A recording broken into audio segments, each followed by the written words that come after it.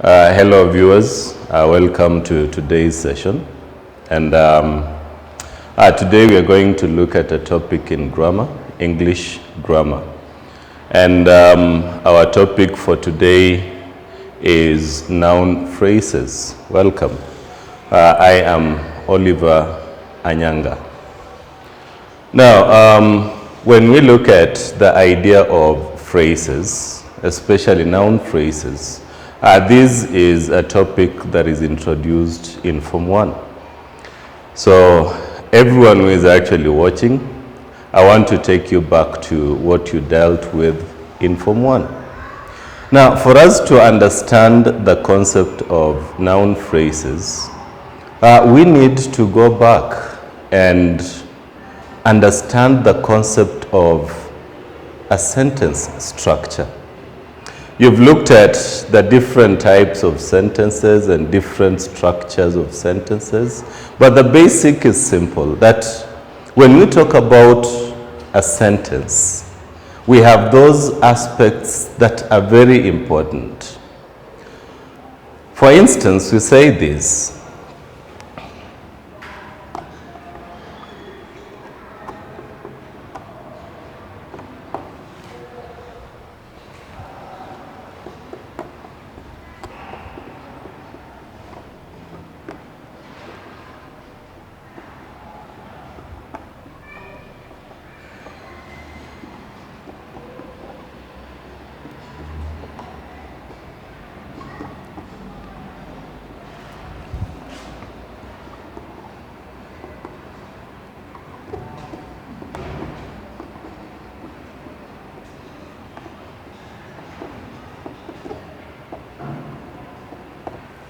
okay. So we say that a sentence is a group of words with a subject and a predicate and has a complete sense or makes complete sense on its own as a unit. Now, why am I going back to the sentence? It is because when we are looking at noun phrases, we are interested in how we use nouns in sentences. So I will go to the noun phrases once we understand the concept of a sentence.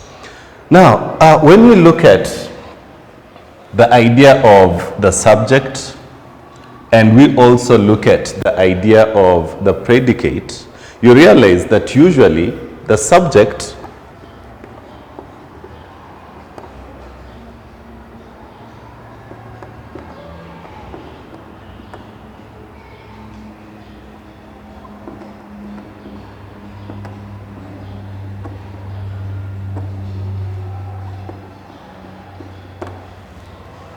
So the subject is usually a noun, a pronoun, which of course replaces the noun in a sentence, or a noun phrase. So a noun is a single word,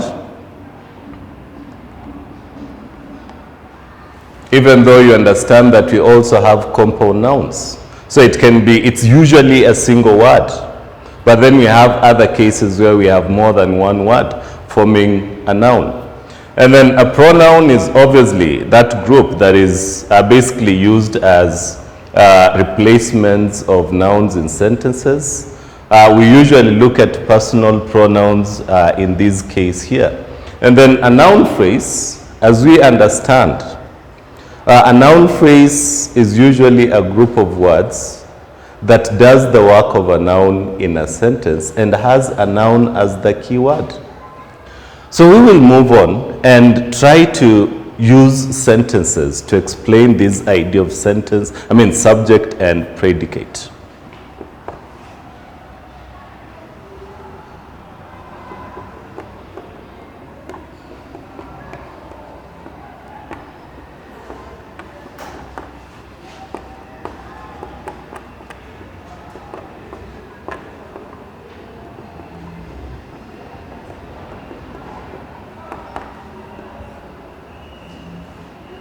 So I have written two sentences on the board. So the first one is Aisha is a student and Abdi is hardworking. So when we look at the concept of the subject, in this case here, I'm not interested in the pronoun and the noun phrase. I'm interested in that single use of the noun because I want to show how we can replace a single noun with a pronoun or a noun phrase. So obviously, these two words here, so Aisha is our subject in that sentence, and Abdi is also the subject. I'll use S to indicate subject there. Now, you'll also realize, okay, we say this, the subject is what the sentence is talking about.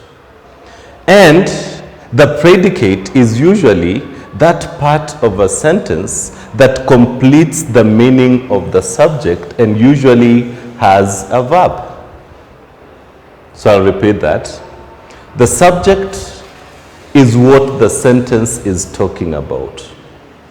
So sometimes we talk about the doer of the action, or that person or thing, or that person or thing that is actually being talked about in that sentence.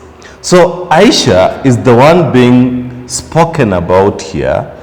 Abdi is the one being spoken about in the second sentence. That is why they are subjects. And the whole of this part,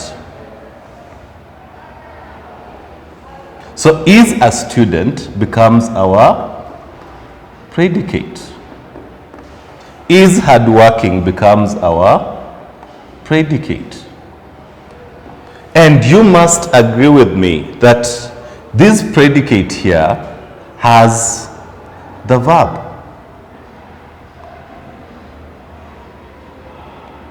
So the verb is a very important part, or a very important component of a predicate.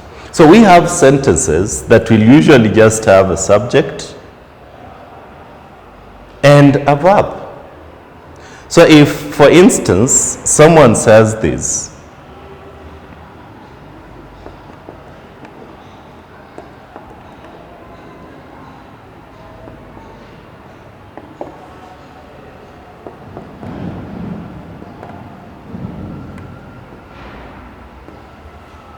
so that Aisha left, Abdi read. So here we have our subject, and this becomes the verb. But that sentence is complete. So it's not a must that we have many words after the subject for a sentence to be complete, so long as we have the subject and the verb. So we know the structure of sentences, different structures, where we have the subject, the verb, we have the subject, the verb, object, we have the subject, verb, adverb. So of course you remember when you are looking at this thing here, so subject, so structures of sentences, we can have subject, verb, and then object. We can have subject, verb, and then an adverb, okay, an adverb. So we have so many structures of sentences, but my interest is that we should be in a position to identify the subject and the verb. So at this point here. Now, in our two examples, I'm using a single word. But you will also realize that we can replace the word Aisha or the name Aisha and the name Abdi with other words, and the sentence will still have a complete meaning. So for instance, if we decide to rewrite this and say,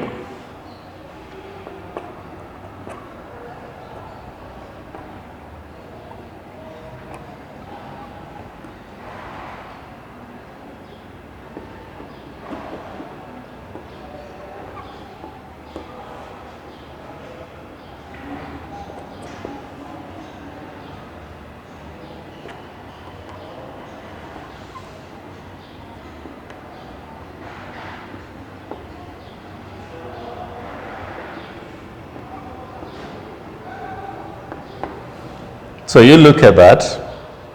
We are still looking at the concept of the subject verb, or the subject and the predicate. When you look at the sentences, you will realize this, that the words "the tall student" could mean Aisha, could mean Abdi, could mean, let's say I'll use a different word, a different name here. It could mean Abdullahi, okay?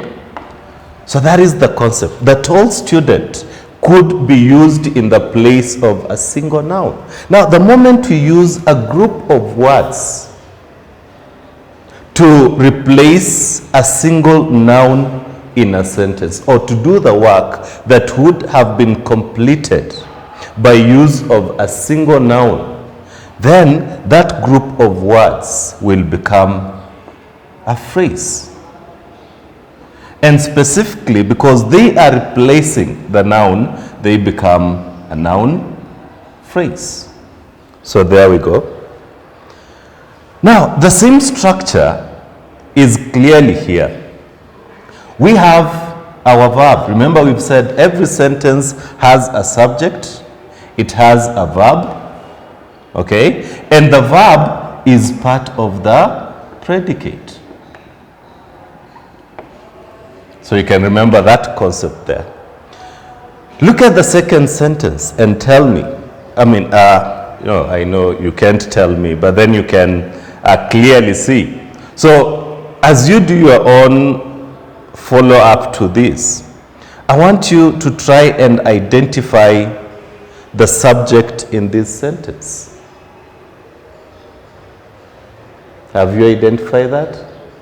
I hope you identified the young man, because the sentence is talking about the young man. So this becomes the subject. And remember, the subject here is a noun phrase. The subject here is also a noun phrase. So the verb here is this one here, and we have seen that. So obviously this one here, we are looking at, when we look at the structure, this will be the subject, we have the verb, and Ali becomes an adverb. So that will be the structure of that sentence. And the second sentence, we have subject, we have the verb, and then hardworking is an adjective. So that will be the structure of those two sentences. So now I hope everyone can clearly identify or see the idea of the subject in a sentence. So now I move on and look at what is our interest today, and that is the noun phrase.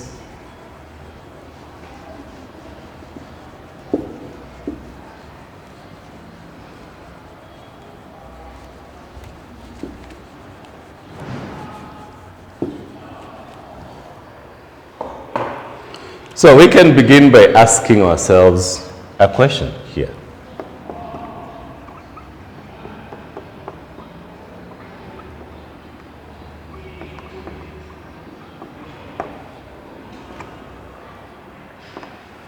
So what is a noun phrase? I'll define a noun phrase as a word, a noun phrase,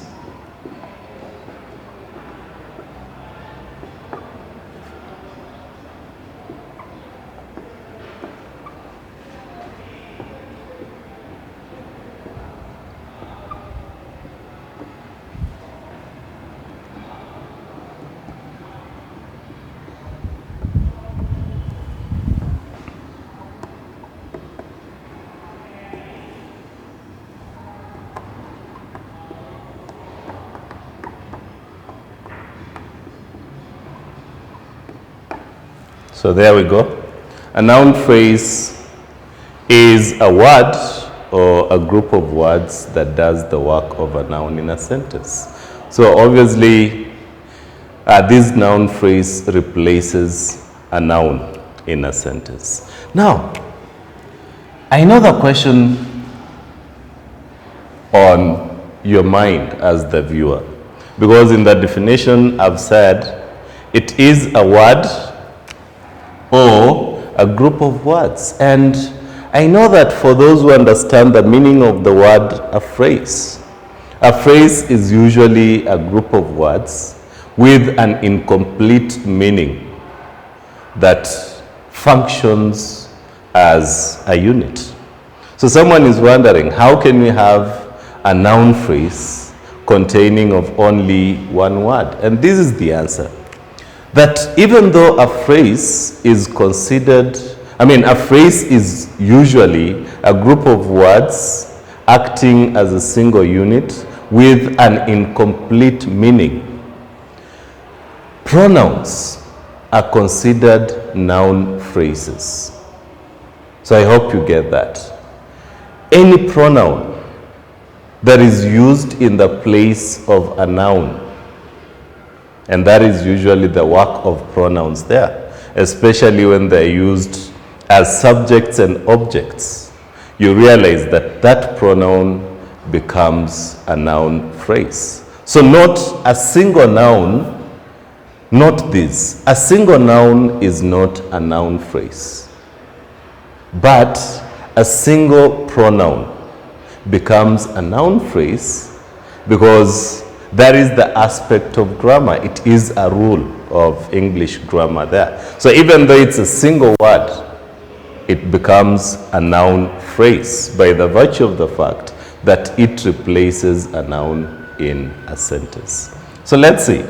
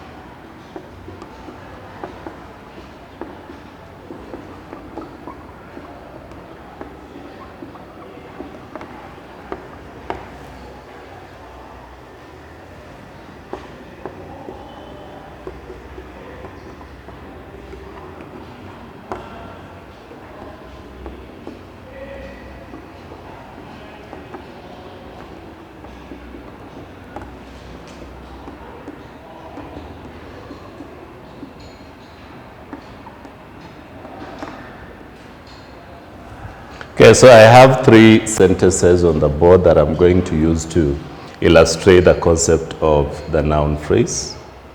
So let us look at the first sentence. What is the subject of the first sentence? 2 silly goats. How many words are in there? 3 words. Sentence 2, good students. How many words? 2. And then 3, our principal. How many words? 2. So all these underlined parts become the noun phrases because they are doing the work of a single noun in those sentences. And all of them are acting as subjects of the sentences. Okay. So just like I mentioned, we can also have pronouns acting as noun phrases in sentences. So I'll add another sentence here.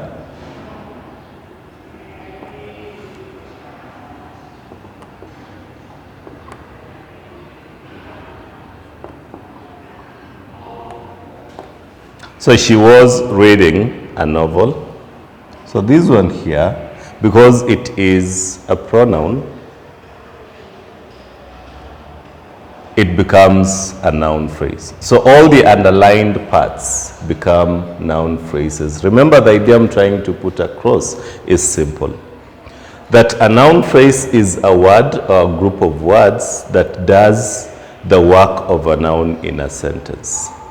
And I've explained very well that a phrase is usually a group of words that doesn't have a complete meaning on its own, but functions as a unit. So that is why we have noun phrases, verb phrases, adjectival phrases, prepositional phrases, etc.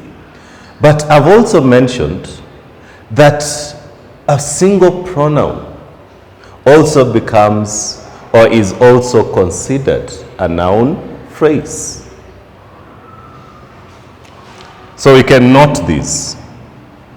So let us just note this before we proceed, that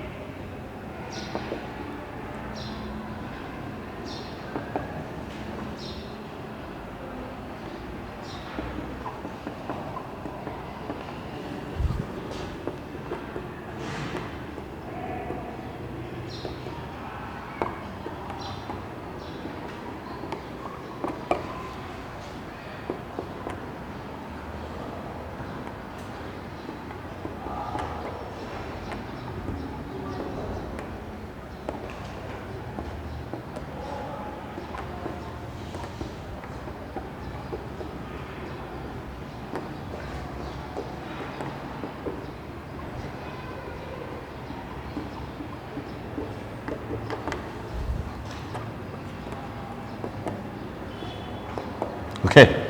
So those are two important things to note there, that a phrase is a group of words functioning as a unit but with an incomplete meaning. And we are also noting that a pronoun is considered a noun phrase because it replaces a noun in a sentence. So even though I have used most of my noun phrases in these sentences as subjects, we will realize as we proceed with the lesson that noun phrases can also be used in different ways. So that is what we look at next.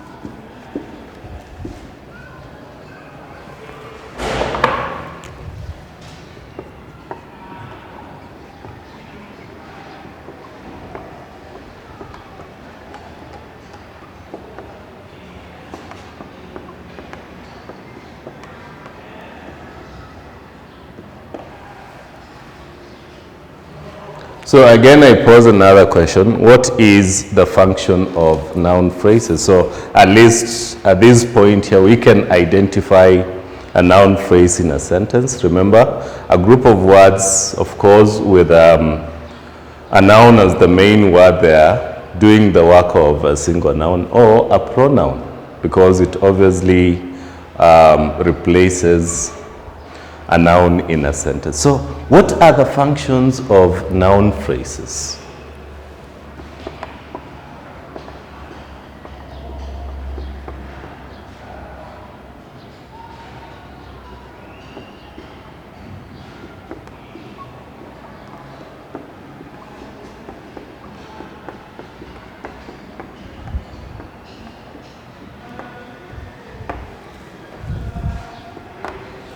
So noun phrases have three functions in sentences. So one,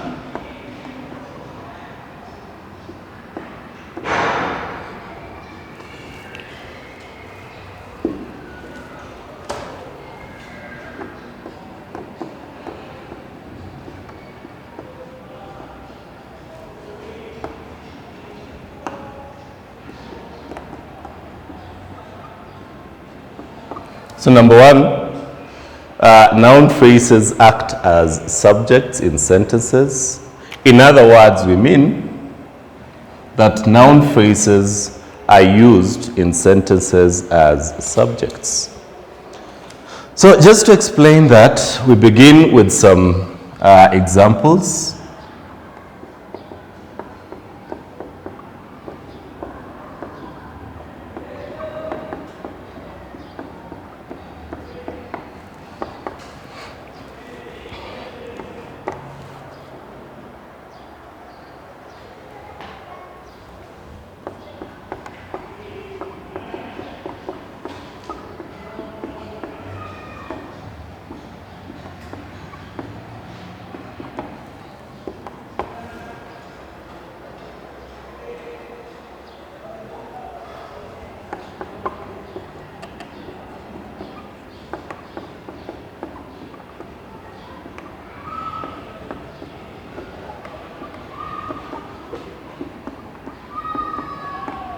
So there we go. Now, when you look at the two sentences, the question that someone should easily ask, should ask to easily identify the subject is, one, what is the verb in the sentence? And then two, who is doing the action of the verb, or who is being talked about in relation to the state of the verb. So you look at it easily and you realize that in the first sentence, the subject has three words. Which words are those? The three words are the textbook.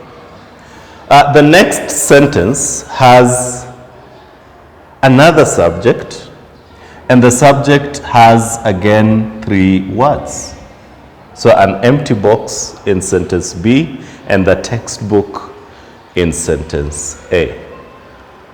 Now, what are some of the things you need to remember when you're looking at the use of noun phrases as subjects of sentences? Or I'm forgetting something.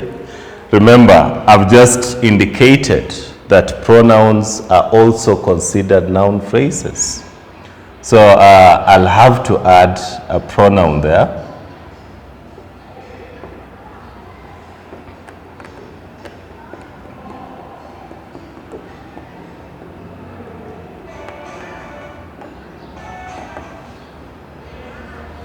So there we go.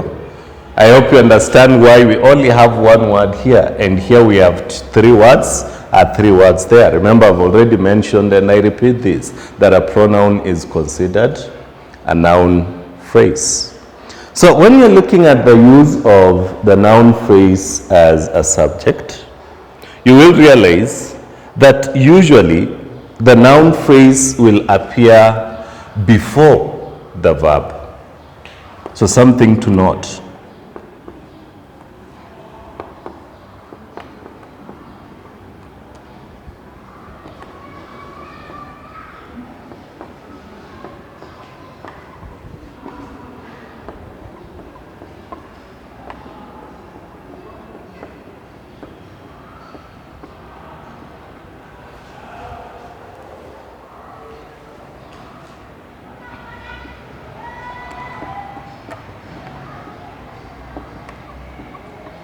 So that is why I mentioned that it's very easy to identify the subject once you know the main verb in a sentence. So we are told that the noun phrase usually, when used as a subject, appears before the verb. So let's see. So we have the noun phrase as the subject appearing before was, which is the verb. We have another noun phrase appearing before has dropped. So here we have two verbs, but then the main one is dropped. This one is auxiliary. This is the main verb. So she, obviously, this is the subject coming before the verb completed. However, you must have had, or you must have done something known as inversion, or you should have come across the concept of inversion. Now, when we look at inversions, inversions will always go against the general principle of the structure of the sentence. Because when you look at that usual sentence, the subject comes before the verb. We have cases where the subject might be preceded or the subject might come after the verb. So you look at situations, especially in questions. I'll use yes, no questions. So I'll explain that in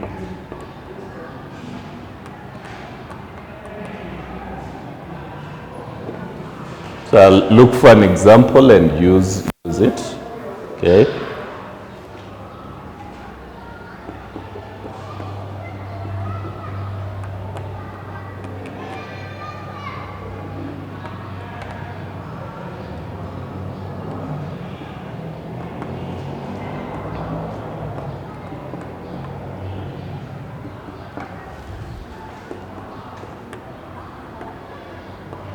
Okay, so you realize that this goes against this concept here. That we've said usually the verb, the subject will appear in front of the verb. But again, you're also saying that in this particular type of questions, because of what we are calling inversion, you realize that the verb will come before the subject. So I'll use these two sentences. So e.g.,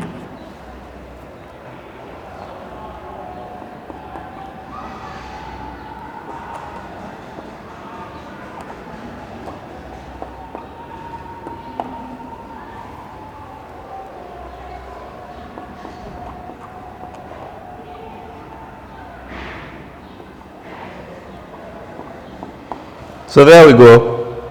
So was he teaching? Here you realize the verb is coming before the subject. Do you study? The verb coming before the subject because of what you've called inversion. So it's important to note these two are very important concept there.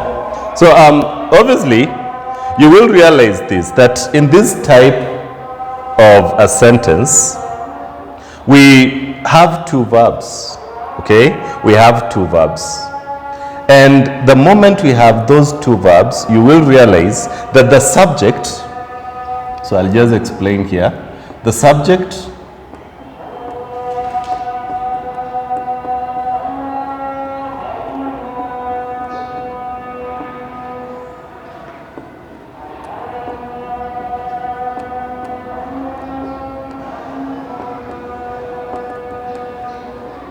so important there, that the subject in such questions comes after the first verb. So we have two verbs here. The subject cannot come after teaching.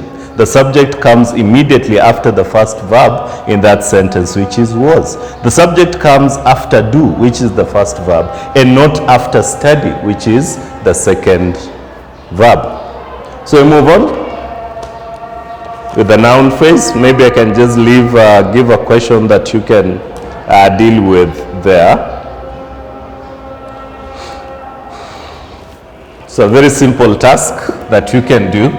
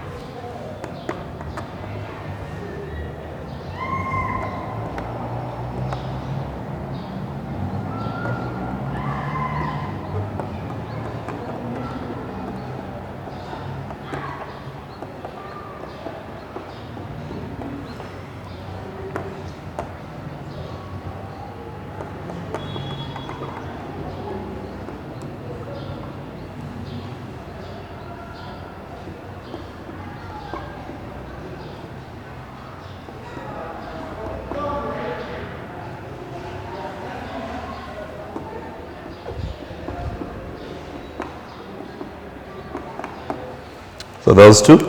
So we move on and look at the next function of the noun phrase.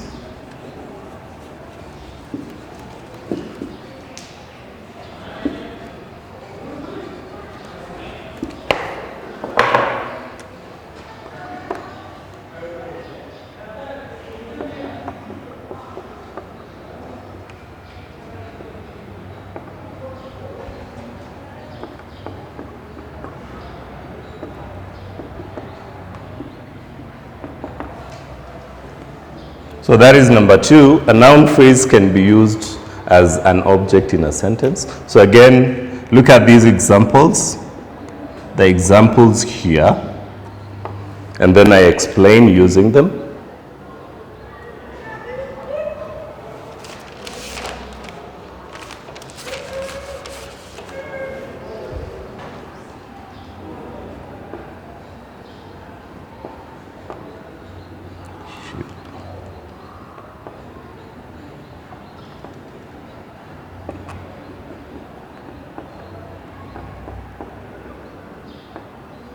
She bought a present. Sorry.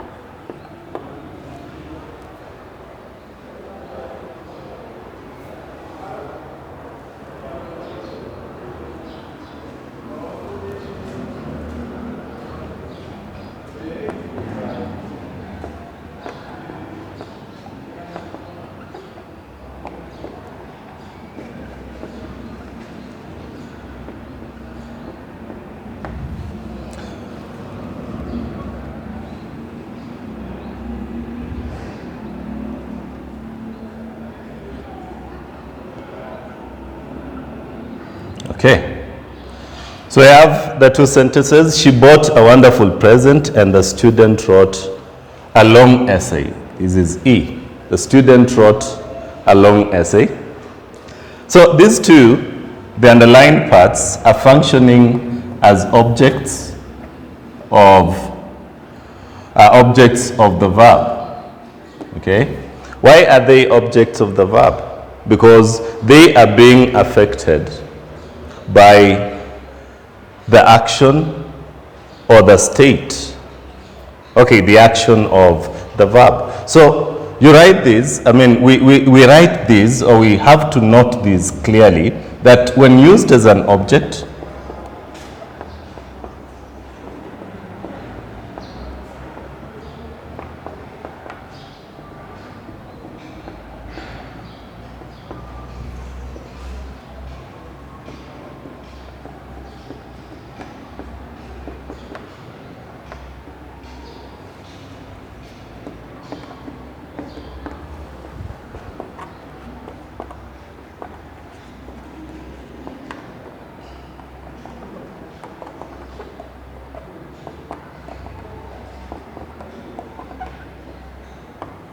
okay, so when used as an object, just like a usual object in a sentence, the noun phrase is affected by the action or the state of the verb. And in that case, as the object, it will come after the verb there.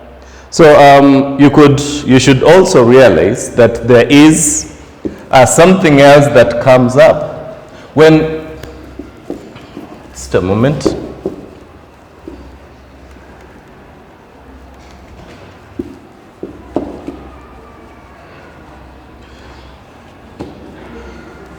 So it's something that you've covered or you will cover under active and passive sentences. So you realize that we are saying that when a noun phrase is used as the object in a sentence, it comes after the verb. And at the same time, it is affected by the action. So in active sentences, that is the case. But what happens in passive sentences? You realize that in a passive sentence, the subject of that sentence is the one affected by the action of the verb. So because of time,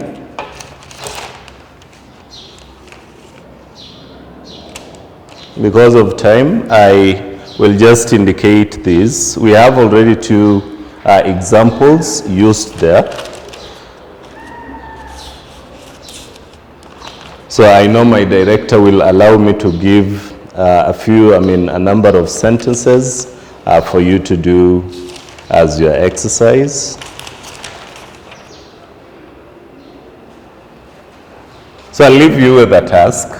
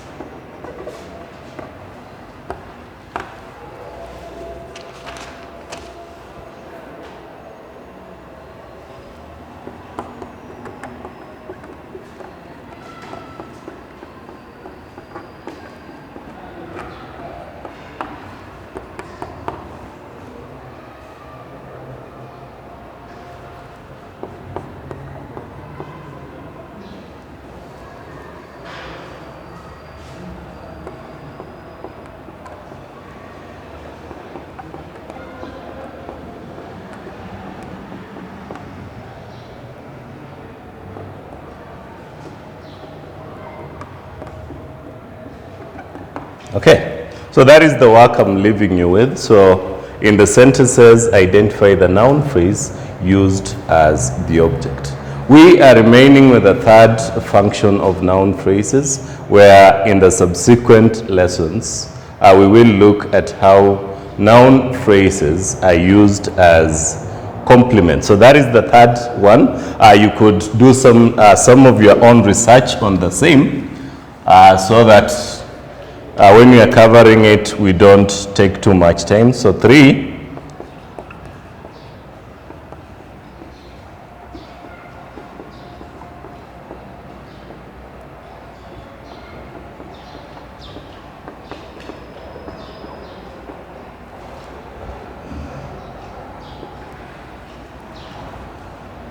So number 3, noun phrases can be used as complements. So I would like you to take some time and look at how noun phrases can be used as complements. Remember, a complement is when we use them as complements, they give us more information about nouns in those sentences, or they identify the noun in that particular sentence. So the noun could be a subject or it could be an object, to mean that we have two types of noun phrase complements.